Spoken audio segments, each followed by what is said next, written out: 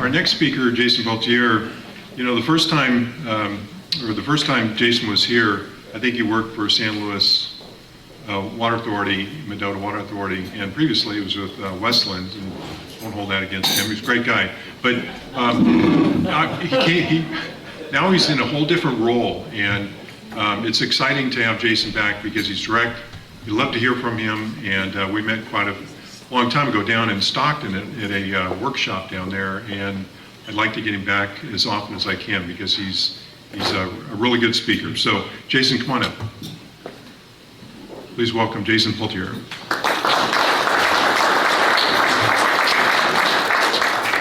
No, thank you for the introduction that I'm a great speaker. Yes, I'm in a different role now. I work for the Coalition for a Sustainable Delta, and I'll get into kind of who we are and how we got formed in a little bit. But let me just frame the kind of the broad objective of the coalition. It's in real simple terms. Let's make the existing system that we have work better for water supply, work better for the ecosystem. We have spent a tremendous amount of money. Often cited number on water fix is $250 million, but if you put all the labor and in-kind and all the other efforts, it's probably well over $300 million. Important investment, and I think an important piece of infrastructure. But I was in my prior life and in my current position am self-critical that we have not spent enough time and energy focusing on how are we going to get from today to when the tunnels are in operation. How are we going to cope with the ever kind of declining reliability and inadequacy of our water supplies that are served by the CVP and the SWP? We need to focus more on that, and I want to. So that's going to be what I talk about. Now, there are many things that divide us in the Delta debate. Clearly, many, as Michael said, it's a generational thing. No doubt about it. But there is common interest in improving the water supply reliability in the water system and water infrastructure, and improving the fish populations and making a healthier ecosystem. So that let's focus on how we can do those two things in kind of in the short term. And I can be really optimistic about kind of the evolving environment, climate that we're working in, that makes me think maybe it's rose-colored glasses, but why not? I mean, there's a great line from the movie. It says, "I'd rather be an optimist and wrong than a pessimist and right."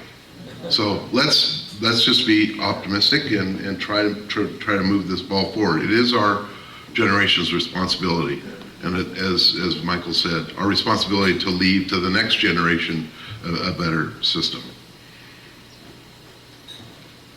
Central to improving the existing system, in my mind, is the collaborative science effort that's going on.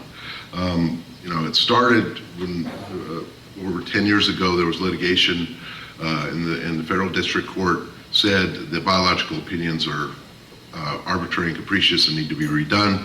And as part of that, all the litigating parties came together and said we should approach this agreed that we need to approach this kind of redoing of the biological opinions with a collaborative science effort where we're all working together on the science, because we're all vexed by the science. We're all vexed by our various consultants telling us this is what it means, that's what it means. And so that effort was formed. Eventually the decision the order to redo the biological opinions was overruled on some technicalities, but this collaborative science effort continued. We call it the CSAIL, Collaborative Science and Adaptive Management Program, and it's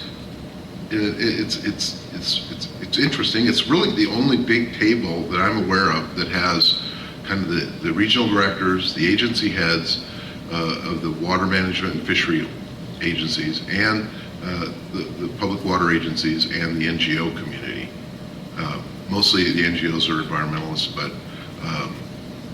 Jennifer and I are two NGOs that are we're on the water side. And we're working, it's a long, slow slog, but we are working together to find a path that will help us better understand how the Delta functions. It's amazing how simplistic some of the questions are that we have, like, what is really the impact of the pumps on the fishery? We've been studying that for a long time, and it's pretty amazing that what we don't know about the Delta, given the attention, the generational attention that we've paid to trying to understand it. The opportunity here is, in a lot of ways, out of a crisis.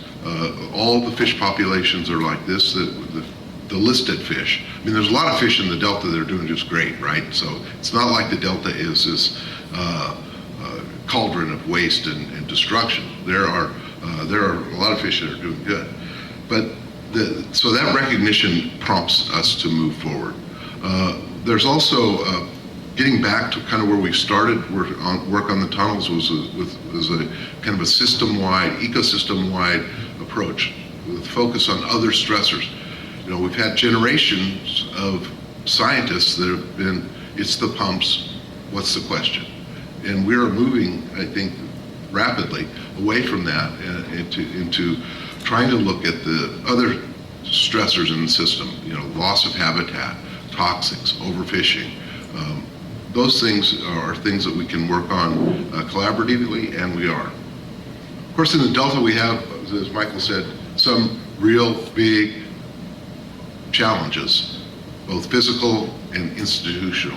Physical, you know, we've got 95% of the aquatic biota is invasive. That fact is just an overwhelming reality in the system, and one that we don't have a good handle on. We do very little monitoring of the invasives. We don't understand. We know we can see water hyacinth everywhere, and we know they make the water clearer, and that benefits the predators. We know that they deplete oxygen, they consume some water, and yet we don't have a handle on what that means. And we have a new invasive, the nutria, the 15 to 20 pound rodent that is an incredible threat to the integrity of the Delta. They have found breeding populations within the southern edge of the Delta. This is a challenge that I know we're not ready for, but we've got to get ready. And if you look at the Chesapeake experience or Louisiana, where they've had invasions, eradication is years long, very expensive. In the circumstances of the Chesapeake or Louisiana, particularly Chesapeake, you didn't have levees that were protecting holes in the middle of the Delta, and the nutria can burrow in 100 feet, 12 feet down. They're prolific breeders, and you know, it's an emergency, and we need to treat it like one. On the institutional side, the Delta's a mess in some other ways, as in we've got over 200 governing entities that have some piece of the action in terms of governing what goes on in the Delta. We've got over 200 monitoring programs that are going on in the Delta. We've created this tangled web of programs and projects and institutions that is really difficult to understand, let alone move. We're spending on science in the Delta over $100 million a year. A lot of that is counting fish and monitoring. We're not learning much from that. You know, there's an opportunity for change. And I said to myself as I was driving down from Soda Springs this morning, no cheap shots, Jason, no cheap shots. But I got to take a cheap shot at Michael because that's okay. Let's say he's a government guy. He's used to it. But, you know, I agree. The tunnels have been plagued by this horrible bumper sticker mentality and this horrible fear-mongering that to me was kind of the ugliest part of the whole planning process, was the there are real fears in the Delta. I would not discount them, but I would discount it's the end of the world kind of fears. And so Michael's right about the bumper sticker.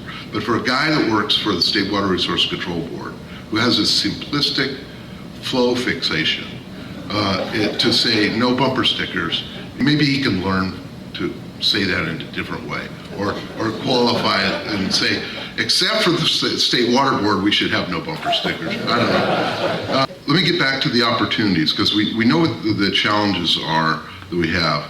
And one broad opportunity is, and it's littered through the presentations, is there's a growing recognition that the way we're doing business isn't working.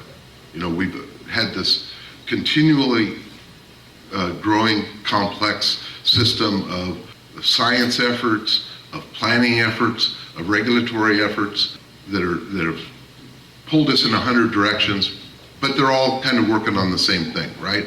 Improving water system reliability and supply, improving the ecosystem. The way we're doing business is not working, and I think that recognition leads us to an opportunity to have a conversation about what can we do to change things. And we watched Governor Schwarzenegger with his let's blow up the boxes and change things and move things around.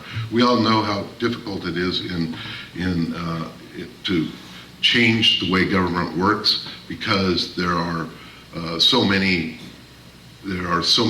bastions of authority, power, and the kings of those bastions are loath to let anything go and say and admit that, well, maybe we could collaborate in a different way, and maybe the USGS, the Department of Water Resources, California Fish and Game, the Bureau of Reclamation, maybe they don't all need to send a boat out to take a sample in some slough, every other day. Maybe we could do it like combined. So there are ways that we can do science better. There are ways that we bring together some of the redundancy that we see in all of these regulatory and planning processes. We have an opportunity in that our science tools are growing exponentially. It used to be to figure out how fish got through the Delta. They would take 100 fish and then would mark them and let them go at Freeport. And then they figure, okay, about 3 days they'll show up down at the confluence of the Sacramento and the San Joaquin River.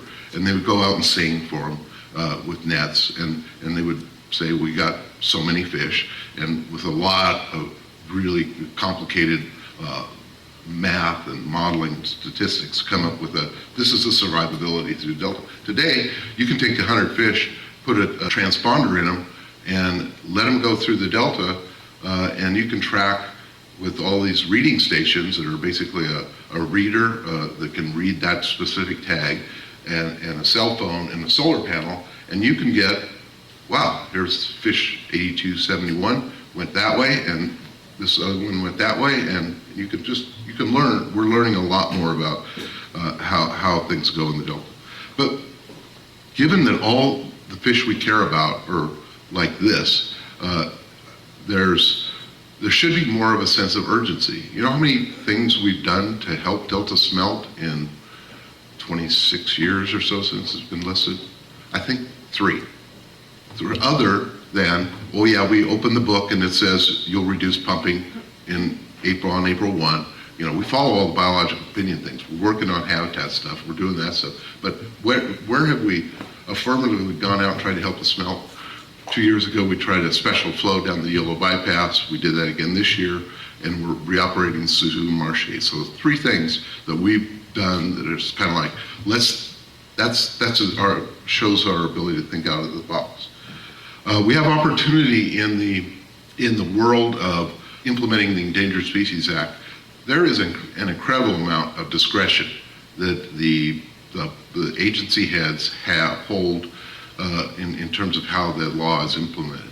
And the quickest, for sure, the tunnels are going to be a long-term salvation for the system. There's no doubt about that. But in the short term, the quickest, cheapest water we can get is a function of how that discretion is exercised by the agency heads. And how that discretion is exercised is a function of what is the best available science. What is the best thinking? And I think with our collaborative science and advancements in science, there's opportunity there. We also have opportunity in there's a new generation of scientists coming in. We have, if you go to every other year there's a Delta Science Conference in Sacramento, 3 days, over 1,000 people. And it's amazing. So that's some reflection of some of the horsepower that's going into trying to understand Delta. But I was just, I couldn't help but notice at the last conference, the demographic was incredible. I was like probably 2% of the people were my age, and probably 80% below 45. And so there's a whole new set of people coming. And with that, we also have the old dogmas are departing. And a lot of great scientists, a lot of people, and I don't mean to denigrate the scientists that have worked hard on the system, and the regulators have worked hard. Their hearts and souls are into doing to making the place a better place, but they just, that's not where we are today. Lastly, we have opportunity in that there's kind of new ways to approach decision-making that we're pursuing. We're not just thinking about them, we are pursuing them, we're investing in them. One is structured decision-making, and it's an expansion of the collaborative science, if you will, where we get all the interests around the table and we have a facilitated conversation. Part of it's very technical, part of it is the policy technical interface, policy science interface, and it allows us to bring some, not only transparency and common ownership of the regulatory world, but it allows us to have a rational basis. So much of what we see in the biological opinions today is just legacy thinking about it's the pumps. What do we need to do to restrain the pumps? And it doesn't necessarily reflect reality. The last thing is adaptive management. And while we talk a lot about adaptive management, we don't do a lot about it. And my theory is it's pretty simple. It's kind of antithetical to civil service, because adaptive management means taking some risk, being willing to fail and learning from your failure. But in the desperate straits we're in, we have got to take more risks. We've got to we can't wait for that clarity of we know what's wrong moment. That moment's never going to come.